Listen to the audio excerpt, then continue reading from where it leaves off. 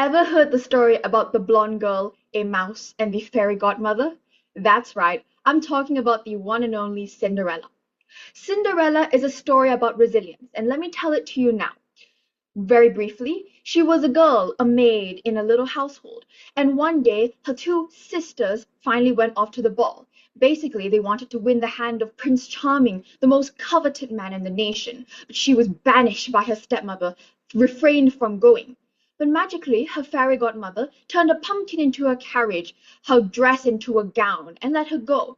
She secretly won the hand of Prince Charming, but fled before midnight, leaving a singular glass slipper or shoe behind.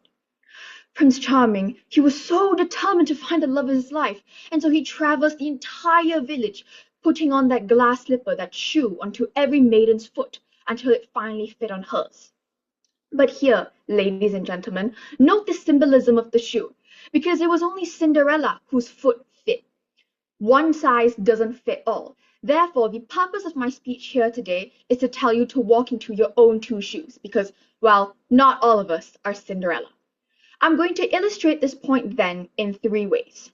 Firstly, from a sporting event. Second, from my grandfather's experience. And third, one of my own. Let's start off then with the fact that I'm an incredibly bad sprinter, the sport. I discovered this when I was finally doing the 4x100 relay, and after so long of training, I amped up the courage, inhaled all the air, and ran really, really slowly.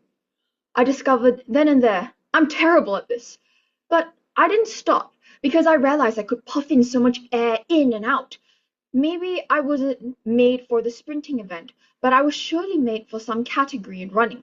And so I took it upon myself to train for a half marathon. I know, as a beginner, that's very ambitious. But I did so anyway and successfully came out fifth. What this event then taught me is that one size doesn't fit all.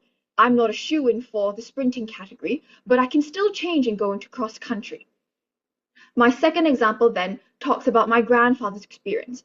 And you see, he was a very prominent politician back in the 1970s in Malaysia. But admittedly, he wasn't all that good at it.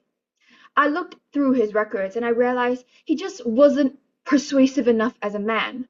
But he did, however, graduate for Harvard University. He was a better fit as a lecturer. He was better fit in a classroom teaching, doing the one thing he loved, educating other students, instead of vying for the votes of the nation because he wasn't really a persuasive man. That's when I realized my grandfather didn't really fit the role of a politician, but he did fit the role of an educator. While he wasn't a shoo-in for the former, he could do the latter.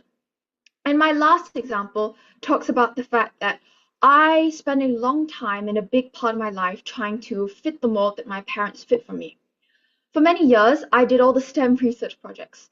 I sat meticulously in the lab, filling up all the test tubes, writing all the reports, until my eyes were dry, until the tears came out, until I couldn't do it anymore.